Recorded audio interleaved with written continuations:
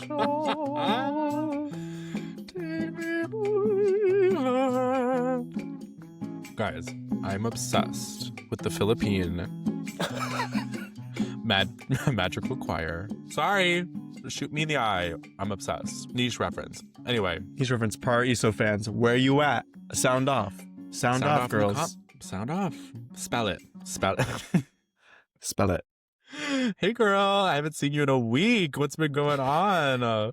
I'm good. What is really troubling me this week Oh, no. is Zoran Mamdani is our new mayor, everyone. Ooh. I gagged you, huh? You thought I was gonna say something else, but well, you said you were troubled, and I thought, oh no.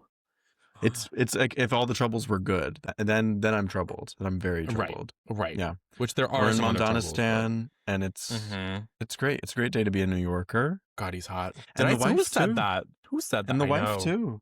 Yeah. I know. Did you see a baddie? She did a spread for what? For a magazine. It was so good. I don't know. I didn't see, but I mean, work. You gotta see. She's the diva. Gotta see. Well, how's the restaurant world treating you? It's so good. Finally. It was a rough start at first, Mm-hmm. but I'm making my way, and they like me and stuff, and I've got a good little group of coworkers that I vibe with, so it's great. It's a lot. My body is taking a toll. This isn't no Ralph Lauren at Macy's job. So, well, I'm actually thinking about getting a job at a restaurant down in Chelsea. You're kidding? Which one? Yeah, I don't know. Oh, I'm just starting the process because I know restaurants down there will pay me very well, and so I am starting the process of kind of going there because times is tight, and I'm running out of money. So I'm in catering also, and now it's the slow season of catering, right. And so yeah. And the restaurant you do work at is in Hamilton Heights, and it's really inconsistent. Yeah, I mean, I just I wish I could work more, but there's just a lot of people on staff, and everybody needs to work, and that's totally fair. So no, yeah, you need 4 days at least, something, but we're getting through. I'm living it up on top, as you would say, but it's the doldrums. We're in winter, we're fully in winter now. Yeah, but at least I have my little shows. I got all my little shows now. I know. I keep seeing on the timeline. I'm like, oh, another one. Thank you. Another one. Thank you. Well, no, I meant TV shows, but yeah, I guess I do have actually. I meant your illustrious performance career. Yeah, I mean, I do. Everybody come to Don't Tell Mama on January, I think it's 6th? the 20th. I'm gonna double check. Where were you January 6th? Where were you January 6th? Yeah, January 20th, Tuesday, January 20th at 7 p.m. It's called Changes by Cameron Edmiston. It's a new musical. Me and my roommate Lydia are going to be singing in it. So, yeah, that's on Lydia's Tuesday. in it too? She's in it too, yeah. Shout out. So we're going to be in that. And then I'm also going the next day on Wednesday, January 21st, I'm going to be in a cabaret at 54 Below, making my 54 Below debut. Everyone, cue the applause. And I'm very excited. It'll be fun. It's a Lin-Manuel Miranda themed cabaret at 54 Below. So we're all doing songs made famous by Lin. So yeah. So of course you'll be singing Breathe because you have a special I'll be singing connection. Breathe. I just really feel connected to that character and her story. It tells your story. I'm gonna be singing Breathe. Yeah. Actually, no, I'm gonna sing the Pirago guy song. Good morning, girl, I see him around this summer. Honey, I would see him. Honey, these are my streets. I smile at the faces. Do you remember in the Heights movie reference? Do you remember in the movie when 3 times the girl that played, what's the main girl's name who sings Breathe? Nina. When she goes and she'd be like, let me listen to my block. And she'd just go out and she'd stand. It happened at least twice. And I was like, this is weird, guys. What do you mean? Also, I can attest from someone who lived in Washington Heights for a year, I don't want to listen to the block. I don't. I don't. I don't want to listen to the block. Many times was trying to take a nap after work because I worked early mornings. And there would be someone either blasting music in their car. There'd be beeping because of traffic, obviously. Or someone would be does this happen in Hamilton Heights when someone would come down the street dragging a speaker That's like saying Jesus stuff? And no, not by me. Maybe in other places in Hamilton Heights. I've never experienced that. Well, what happened to you also was there were just constant sirens, like Yeah, always. Yeah. always. And maybe it's because of So, the bridge. I don't know. yeah. Also, I'm eating salted nuts, if anyone cares. So you might hear a little chewing, but it's just some salted nuts. Ew. Anyway, Carlin, what is going on this week? I'm like on the edge of my seat because I feel like you got something good for us. Oh, I have something great. So let's Should we get into into this it? week's Let's get episode. into it. Hi, I'm Carson, And I'm Connor. and this is He Said, a podcast where we deep dive week by week into anything and everything that fascinates us. We started this podcast because we feel what the world needs right now is two white gay guys talking to each other about their opinions. Enjoy.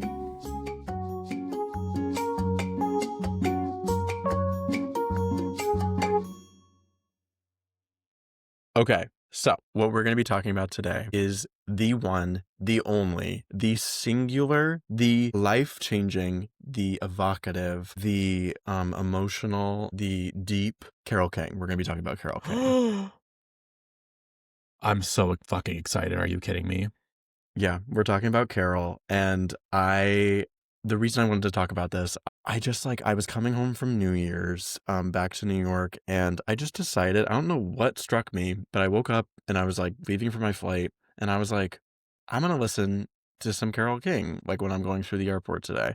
And I was just reminded how amazing she is. She is so singular. There's nobody like her. She is incredible. And so I wanted to talk about her. A generational talent, truly. Literally, truly, and like a change maker in Mm-hmm. popular music. She Yep. is singular. So I'm just going to give you a little background about her. Carole King Klein was born Carole Joan Klein on February 9th of 1942.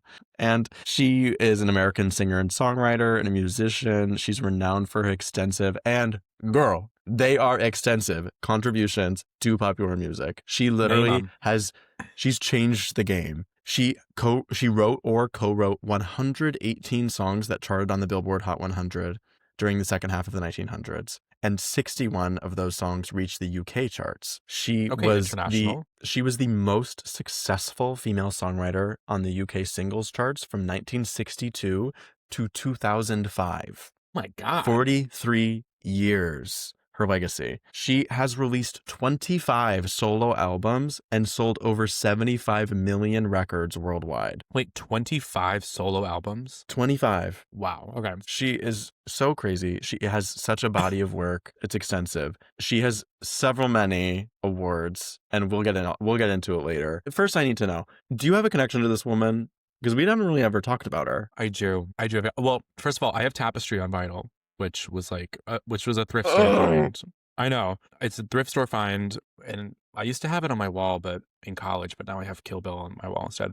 But I was obsessed with Beautiful, the Carole King musical when I was in middle school. Yes, oh yes. And I wore that soundtrack out because I was obsessed. Thank you, Jesse. So I'm familiar with like that body of work, and then later on was obsessed with like the Tapestries and like the James Taylor of it all, and then like the Gilmore Girls, You've Got a Friend sort of situation. And then of course her Kennedy Center, which I don't know if you're going to talk about, but like her Kennedy Center honors where Aretha Franklin sings for her after she had retired. Yeah. Insane. She's incredible. So I'll start at the very beginning. Yeah. A very good place to start. She was born Carole Joan Klein on February 9th, 1942 in Manhattan, New York City, baby. New York. Her parents were Jewish, and they were named Eugenia and Sidney Klein. The website I was looking at had a little story of how her parents met, which I thought was so cute. Her parents met in an elevator in 1936 at Brooklyn College, because they both went to college there, and they met in the elevator. And her dad was a chemistry major, and her mom was an English and a drama major. No way. Yeah. They married in 1937, so a year later. And, well, I mean, when you know, you know. When it's the 30s. You know. And during the Great Depression, no less.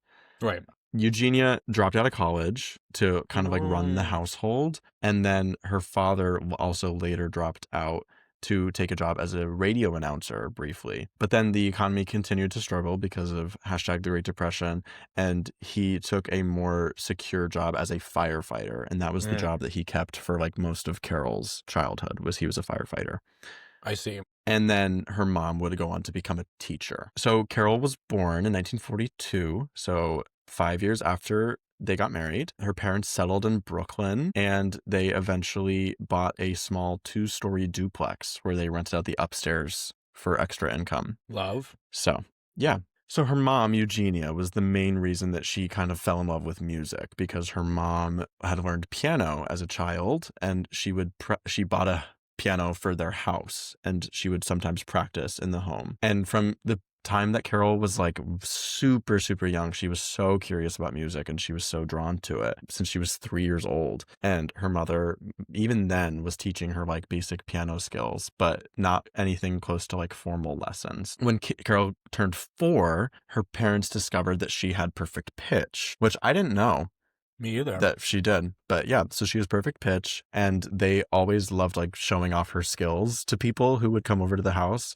And I'm thinking like in my head, I'm like, okay, it's 1946. Like I'm inviting the people over for our dinner party, and our daughter's gonna guess the notes that we play on the piano. Oh, that just like warms my heart, like that I mean, perfect picture. pitch is impressive to like me now. Like, Oh yeah. Can you imagine being imagine it's back then, 1946? Like my I would have been 4-year-old like, can hear the notes. Like, that's yeah, crazy. get her on vaudeville, Get her girl. on Ellen. Get her on Ellen. Well, again, Carole said about the whole thing in her memoir. She said, "My dad's smile was so broad that it encompassed the lower half of his face. I Oh enjoyed my making my God. father happy and getting the notes right." That's So, so sweet. she had to my knowledge, it seems like she had a very like happy and supportive childhood. Yeah. When she was 4, she began to get real music lessons from her mom, and she would climb up on the piano stool, and they would have to pile up books on top of the piano stool so she could reach the keys because she was so small. Queen. But yeah, she learned how to read music then, and like elementary piano technique from her mom. She also said in her memoir, she said, "My mother never forced me to practice, and she didn't have to. I wanted so much to master the songs that poured out of the radio."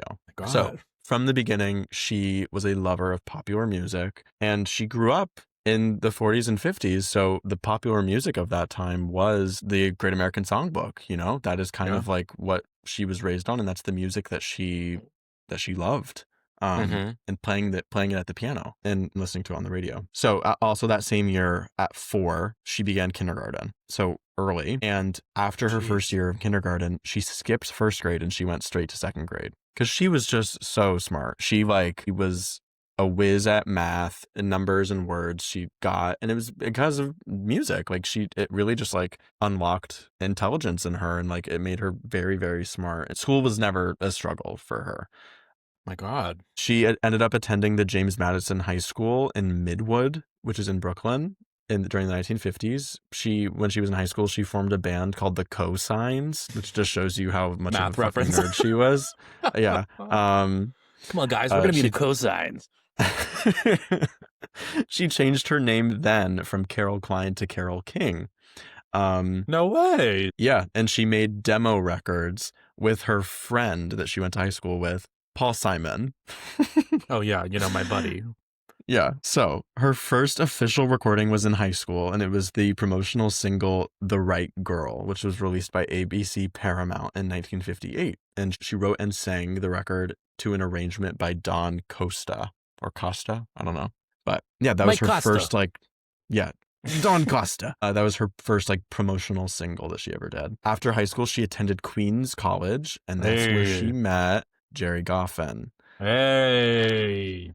who would become her songwriting partner. They married when she was only 17 years old in Come a on. Jewish ceremony on Long Island in August 1959 Long because Island. Carole became pregnant with her first daughter, Louise. Oh, So, I didn't know she was pregnant young. yeah, so that was the reason they got married, was because she got pregnant. But yeah, they both quit college after that, and they took day jobs.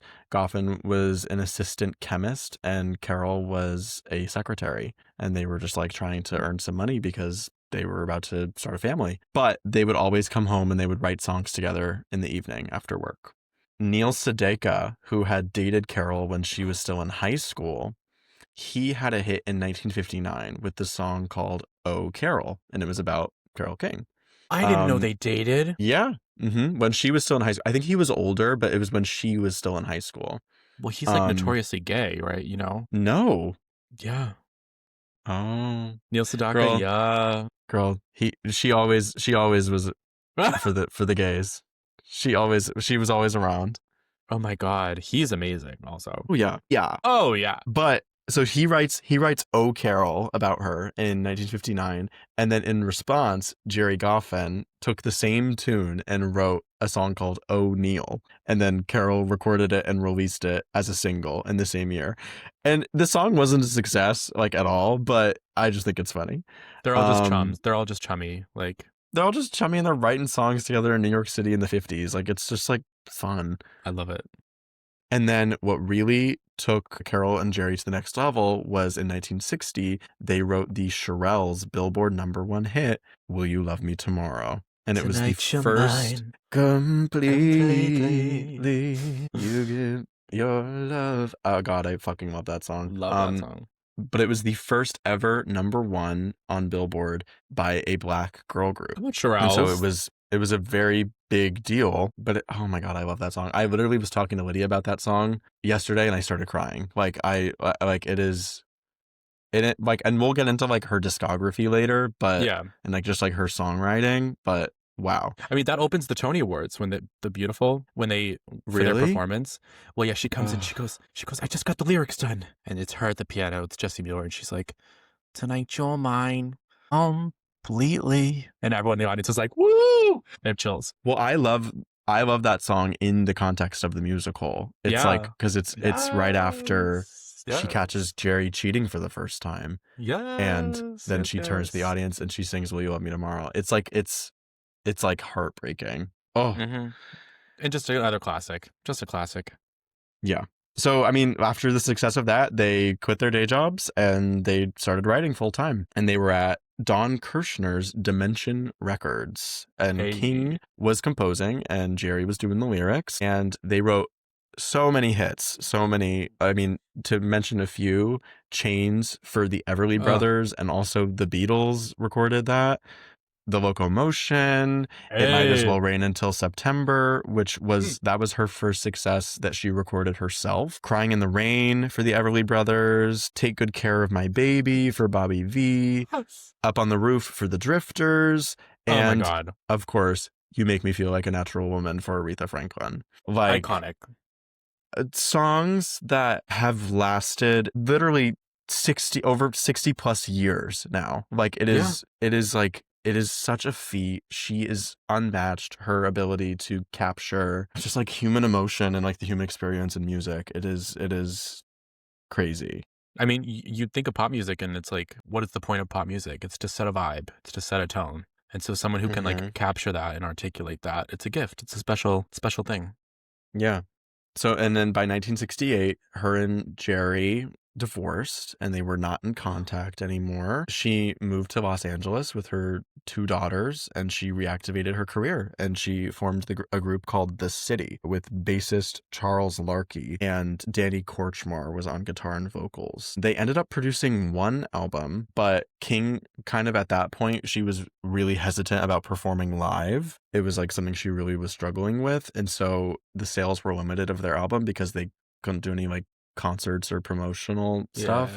Yeah. And I mean, like this was in 1968. Like it was a different time of how you became well known as a Right. music artist. It was completely different. And so the group disbanded in 1969. The album, however, though, it did have a bit of a revival in the 80s after King had become more famous and a little bit more well known, and people kind of appreciated it after the fact. Because at this time, correct me if I'm wrong, but she wasn't like known as being a singer and like a solo artist. Like she was No, just I mean sort of like, she was a writer. she had It Might As Well Rain Until September, which was her first success that she recorded herself, and she had like a couple hits. I mean, she obviously as a writer, she had hits that were Yeah. huge in America, but she was not known as like a singer-songwriter yet. And what helped her along in that journey was while she was living in LA, she met James Taylor, Joni Mitchell, and Tony Stern.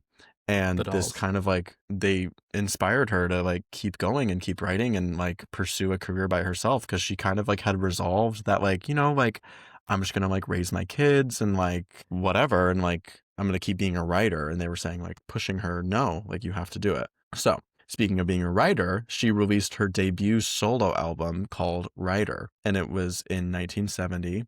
And James Taylor played acoustic guitar, and he also sang background vocals on that album. It peaked at 84 on the Billboard Top 200.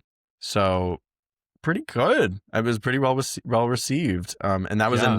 in 1970, which is the same year that she got married to Charles Larkey, who was the bassist from the band The City, and she had a daughter with him. Wow, she has 3 kids. She has 4, I think. 4? Wow. Yeah.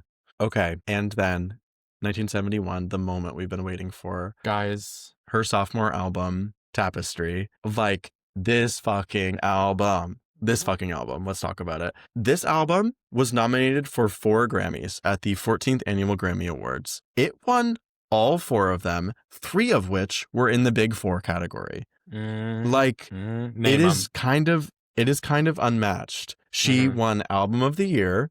She won Record of the Year. She won Song of the Year. And what's the last one? Fuck. Best costume design. Best costume design. Oh, and best pop vocal performance, female, which it was like a male and female category. Do you remember which record and song won their respective categories? I do. And girl, we're gonna go song by song, and because I have something to say about every single one of these songs. Okay. All right. Okay. Side 1, we start with "I Feel the Earth Move." Boom, boom, oh my god. Like, oh my god. Talk about setting a fucking tone and like roping you in. It's 3 minutes of just like awesome vocals. And it's in this song, it's in every song she writes. She has such a mastery of language and lyric writing.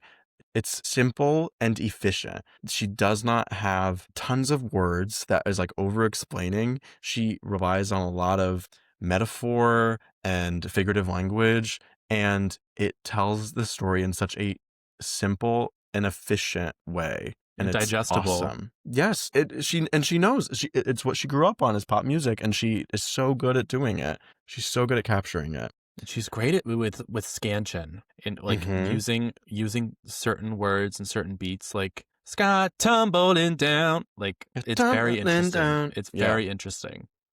Yeah. Also, that song, I hate to say, but the cover is more famous than the original. Mary Gilbo on American Idol. I was going to talk about it. And if I don't get to Hollywood, I am going to go back to cosmetology school because I am very much into hair, makeup, and fashion as well. What are you going to sing? I'm going to sing "I Feel the Earth Move" by Carole King. All right, go ahead. I feel the earth move out of my feet. I feel the sky tumbling down. Oh my god. Girl, Mary. So Mary. Oh, Mary. Mary. Oh, Mary. Mary Roach. My name is Mary Roach, but if I do get to Hollywood, I'm going to change my name to Gilbo because I think it has more star quality. It has more star quality. Yeah. Next up, song 2, we got "So Far Away." Doesn't anybody stay in one place anymore? Away. Doesn't anybody stay in one place anymore? It would be so nice to see your face at my door, and it doesn't help to know that you're so far away. Oh my god. So good. It's so good. She's and this is like melody. Like she's so good at writing these like catchy tunes and weaving them and like it always comes back to that, but it's not tinny. It's like, oh my god. It's awesome. She's so good. And it harkens back to that old time of good, solid piano writing and scoring as well. Because a lot of this album is bare bones, and her piano It was recorded really. It was recorded live. It was recorded in a studio, yes, but like with the singers were singing live, and it was captured all at once. It wasn't like they were doing like one part at a time. it feels like you're like listening to a live performance because that's just like how they recorded it. And it like, this is not me saying I think there's so much artistic merit that can happen in music production, and I'm not saying that Yeah. I like that, but I think that recording an album in this way, where it sounds like it could be a live performance, it's unique, and it's truly how music was supposed to be listened to. It was supposed to be listened to live. These recordings is a new idea when it comes to like the history of music. So I think the fact that it's produced in that way is deliberate and important. And this is also before like music production really became a big thing, because it was really in the 80s is when like music production really took off. Which I think it makes it even equally, I think it's equally as impressive, to Mm-hmm. like, to really go into like the like electronic production of something, but Totally. also to record something live like that is its own skill that is like not used as much anymore. So, No. Next up, we have It's Too Late, co-written by Tony Stern. mm. 'Cause it's too late, Too late, baby, baby. now it's too late. So good. So we really try to make it. I mean, The doll. I could say everything I've said for the first two songs. I could say for this song. She's such a consistent writer. She's so absolutely consistent. Did this one win a Grammy? It did. This won Record of the Year. Okay, so that's interesting Yeah, because isn't the distinction is record of the year is about production and then song of the year is about writing, if I'm not mistaken? I believe so. Yeah. So that's interesting that this won like the best production of a song. Yeah. I mean, but I think it's produced very well. Dun, dun, dun. I'm thinking about like the percussion in the background. Like it's Yeah. like there's a lot going on. The background vocals, like it's very well produced. I also love a good fucking groove.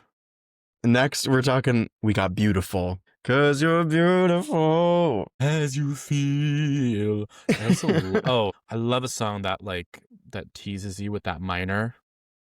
Mm-hmm. So this song is so moody, which is so interesting Yes. because it's talking about like inner beauty. Mm-hmm. It's so moody. I love Yeah. it. I love it. I love it. Yeah. Okay. This might be my favorite. God. You've Got a Friend. When you're This song down. this song will make me weep. This song will bring me two tears. Yeah.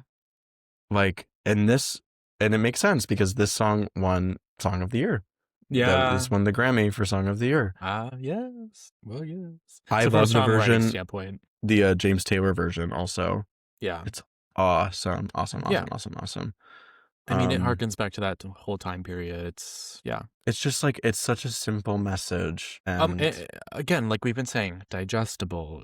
It's a sentiment that is so universal. but still feels deeply personal. Yeah, and it's not cheesy. No, It's it's not not corny. preachy. Yeah. Then we've got Where You Lead, which was also co-written by Tony Stern. It's another great song. Where you lead, I will And follow. famously is the theme song for the And Gilmore famously is the Girls. theme song for the Gilmore Girls. Yeah. Another great vibe. Great Mm. vibe. Simple. Sets the tone immediately. You know what song it is. Oh, where you lead. Ah. I will follow. Yeah, it's awesome. And then we got Will You Love Me Tomorrow. So she harkens it back to her first hit. And she harkens it back and she says, I'm gonna do a cover of it.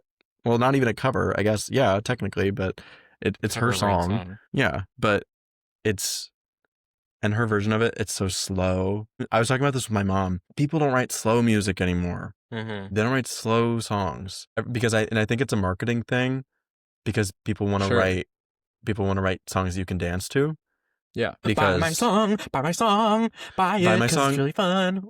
and you can do a TikTok dance to it. Like I get it. I get it. I respect it. For the most What's part. the video? What's the video of Vanessa Hudgens when she's talking about COVID? And Oh, she's like, people are "It's a gonna virus. die. I get it. I respect it. People are gonna People die," are gonna which is die, like really, which is like terrible. inevitable. I don't know. Maybe I shouldn't be saying this.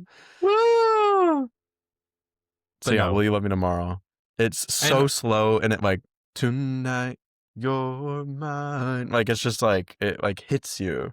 You that feel it in one your body. specifically, like the vocals, like it goes to show how, like, this was not a woman who was trained as a singer, and it's interesting because, like, vocally, you wouldn't peg this voice to be one that is, like, so beloved. Like, she doesn't have, like, a typical, like, pop singer voice, but Especially at the time. especially at the I mean, time, she's competing with Barbara Streisand, like like literally. Diana Ross and, like, oh my god, Aretha like, Franklin, like yeah, these women who had amphitheater throats, and but Carole King was not that.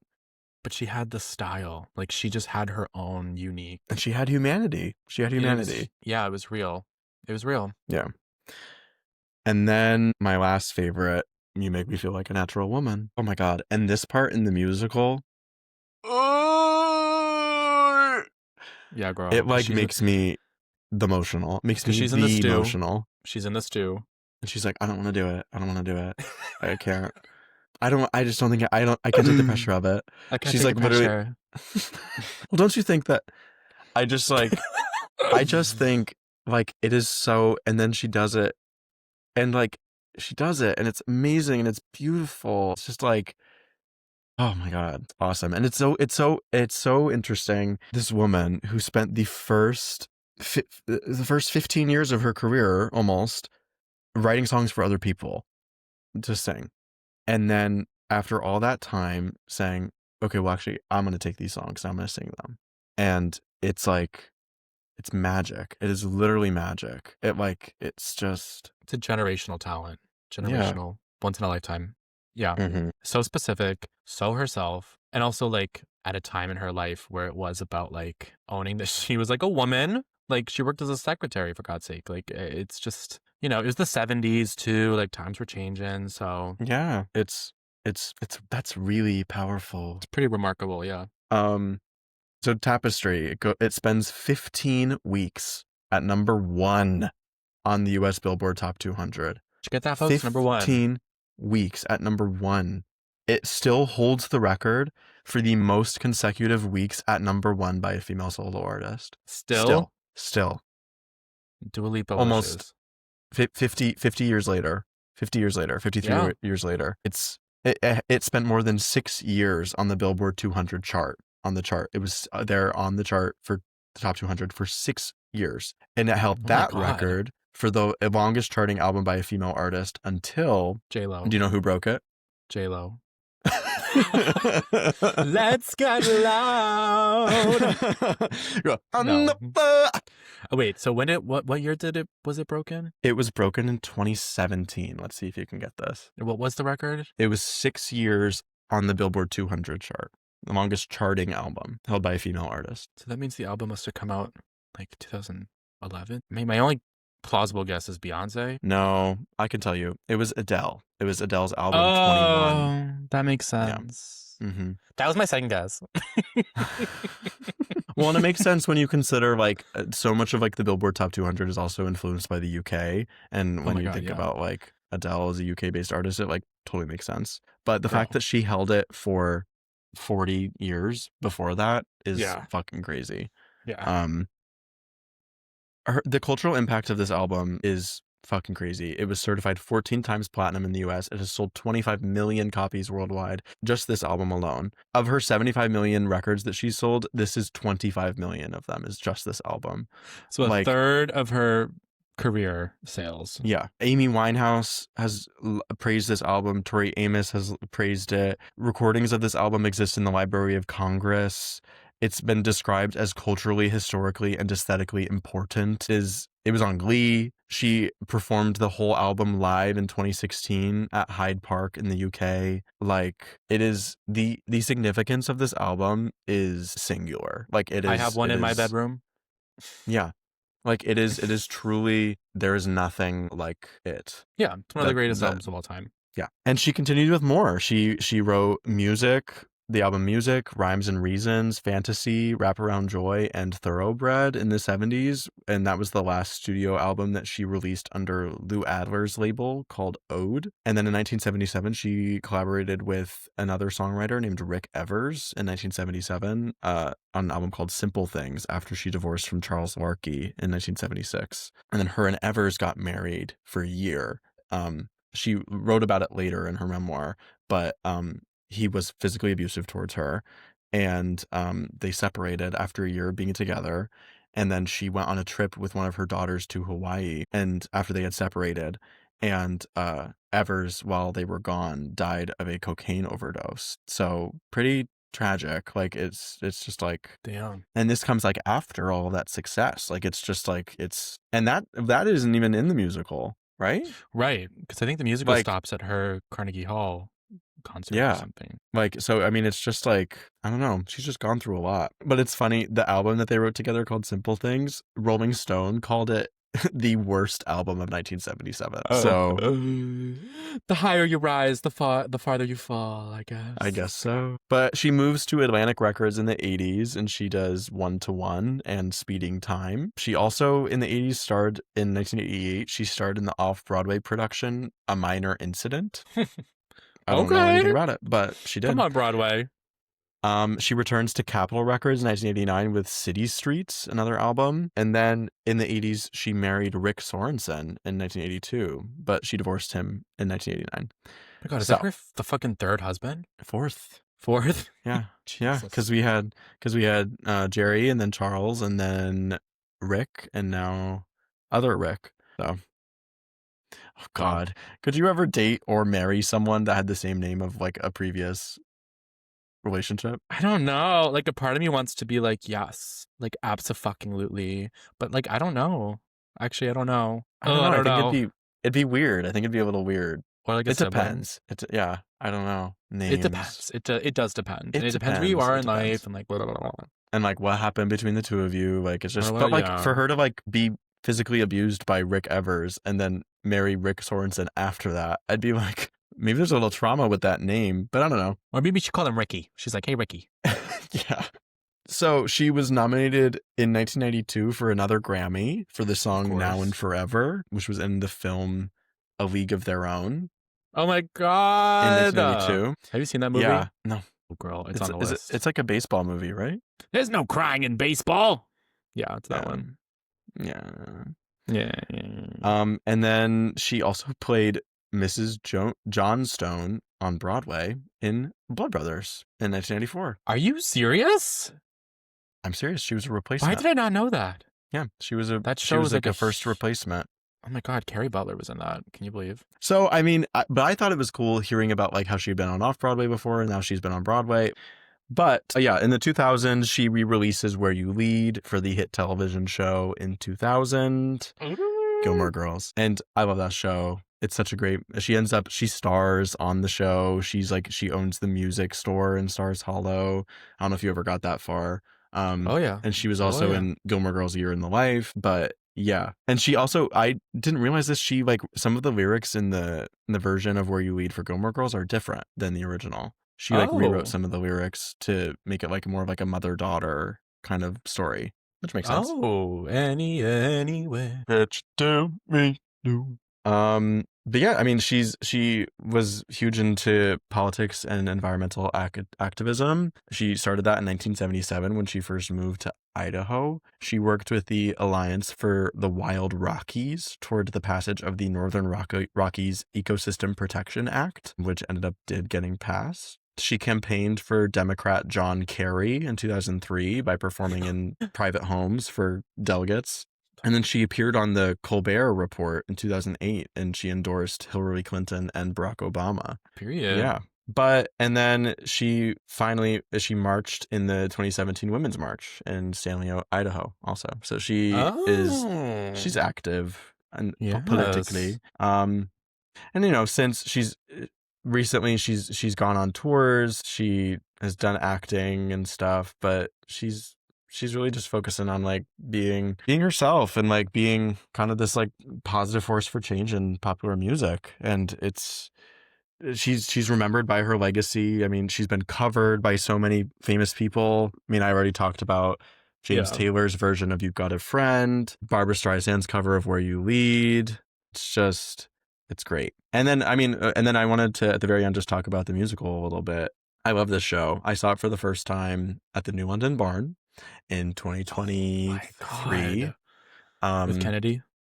with Kennedy Coggle. Yeah, and she was fierce. It was a fierce production overall. But yeah, I've still never seen it, the oh, show. girl, you gotta like not even like I a bootleg. Oh yeah, I've watched a bootleg, but like I've never like seen a live production. But I was obsessed with the I had the CD. My Yeah, God. Like I was like obsessed. And I was like obsessed with the lore that like Carol had nothing to do with it and like she didn't even go to the opening, like whatever. And then like randomly a few months into the run, she like shows up one night and she's there and then she like raises a ton of money for Broadway Cares and then like it's all like oh my God, it was like the and then she's like everyone's like crying and sobbing and then she like sings with everyone and she's like opting up like it's magic yeah. and then she famously like announces them on the Tony Awards and it's like Carol's I back. know. I'm glad that that situation got like fixed and like because I do think it is a very like respectful tribute biopic musical, and I think Mm-hmm. it's really well done. I think like the story is really engaging, and it just like I mean, obviously I don't know Carol personally, but it seems very accurate and it kind of nuanced. Like it's not like kind of like happy washing it. Like it's not just like making it like oh she was such a great person and she had all these terrible things happen to her. Like there, it's like a it's engaging. She's flawed, and I think maybe that's why maybe initially she was a little not a huge fan of it because it Yeah. showed parts of her that maybe she doesn't love. But I think that's important when you're telling a story. Greatest Showman reference. You have to tell someone as a complete person and not just the parts of themselves that make them look good. And like you said, like she had gone through so much and like Oh my god. Yeah. it can be a lot for someone to like want to go back and relive those tough moments. And to see them on stage, I can't even imagine. Like it's of course I would it would be so emotional. I have no idea what that's like. But, you know, I'm happy Jesse Mueller won the Tony for it. Brian Oh my Ronan won God, Best Sound Design for it. It ran like for launched her 6 career. years on Yeah. Broadway. Like had 2,418 performances. Like it was very successful. And I think it was and it continues to be how a lot of people remember Carole King and are exposed to her. I mean, I TBH. I honestly I did not start listening to Carole King until because of the musical. Me too. I'll own that. I will It too.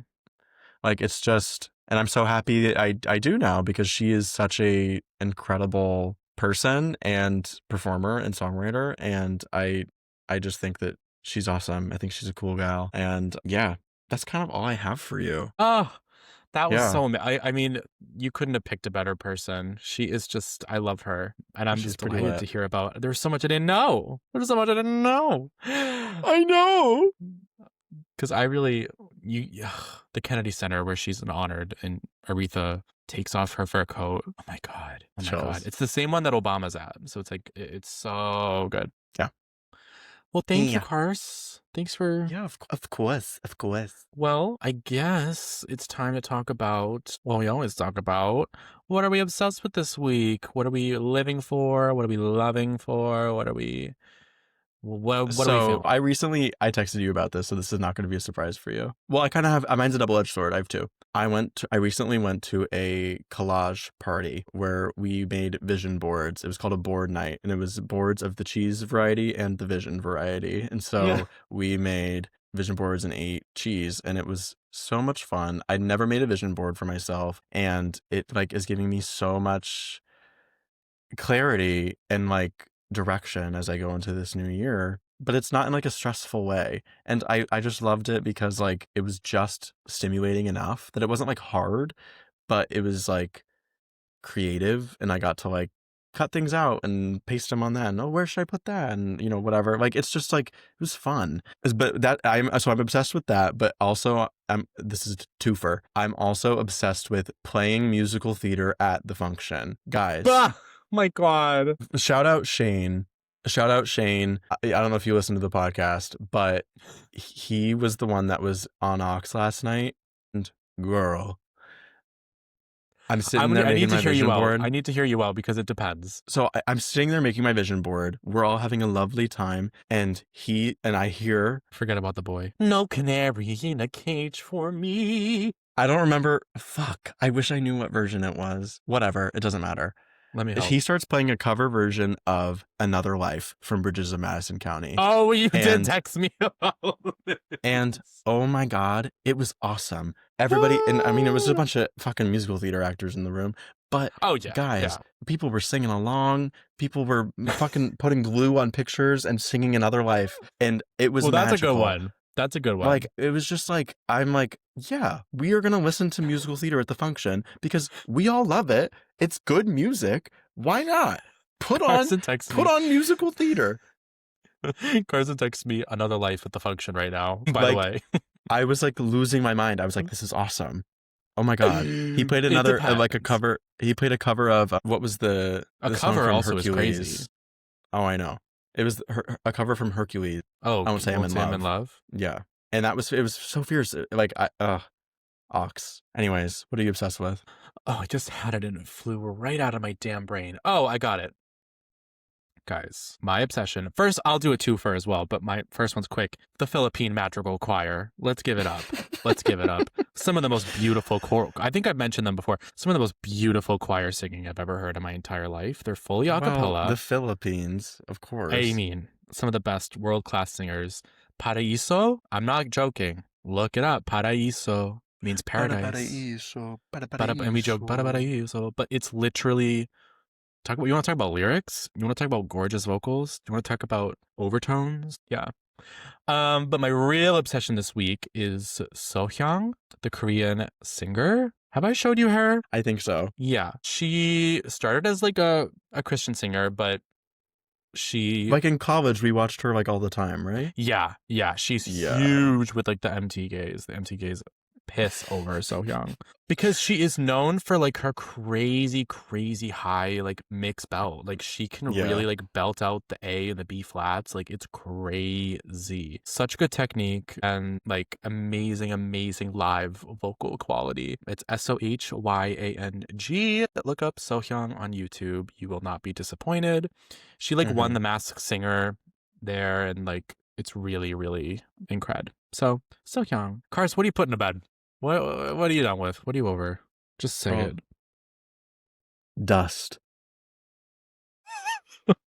I don't get it. Who decided that? Who decided that, like, if shit just sits there and you don't do anything to it, it's gonna get dirty? I know. What the fuck is that? That's like...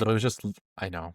It's like fake. I'm like, somebody made that up. Like, oh, and you have to always dust shit because it just collects. And I don't know, this started happening, and maybe it's because of something in Colorado. When I first came to college, all of a sudden there's hair everywhere. Hair and dust. And I'm like, what are we doing? I'm like, I don't think I'm losing that much hair.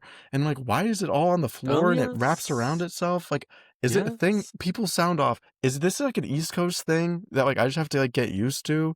Because like it's been 6 years at this point and I'm still not used to it. What's gross is that it's all us. Like it's literally our dead selves. Just sprinkled all over the place. Ew, girl. I know. Ew. No, I know. I was just admiring and dirt. Well, the is that and dirt? Dirt. Dirt. Which I was much more cognizant of when I lived in New York City and like taking my shoes off. In the suburbs, I don't care as much, but like in New York, I am not bringing that mess. Not bringing that mess in. No. That's a good one. So yeah, dust. Yeah, I'm over it. I guess I should do mine. Yeah, were you waiting for me to ask? What about you? What about you, Connor? What are you done with this week? God. Okay, apparently Abby Lee Miller's going on tour. That doesn't need to happen. Who's giving her money? Who is giving this woman any money? Girl, the fans. I like that. Talk about one person who does not deserve to have a tour. It's that woman. ALM. That convicted felon does not deserve to go on tour and talk shit about children that she abused. Anyway, putting that to bed. Joelle. Did you hear about that? Joelle? Yes, I did hear about Joelle. All right. Well, everyone, I think that's all we have for today. Thanks for tuning in about Carole. About Carole. All right. Bye, guys. We'll see you next week when we talk about Paraiso. Bye. Thank you for listening to this week's episode of He Said, He Said. If you'd like to follow us, we are on Instagram, TikTok, and YouTube at He Said Podcast. You can find all of our other episodes wherever you listen to podcasts. This episode of He Said was hosted by Carson Timmons and Connor Mangan. All of our editing and production comes from Carson Timmons, and our music comes from Carson Timmons. See you next week. Mwah.